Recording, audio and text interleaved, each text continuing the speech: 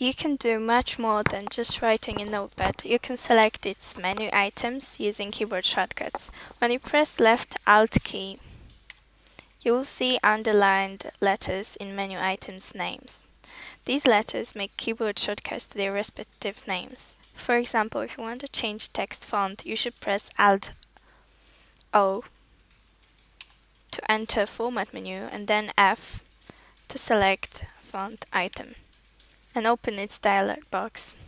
Your robot script can do exactly the same.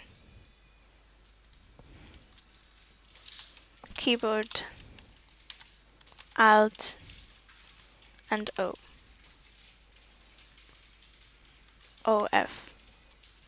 So let's run this script.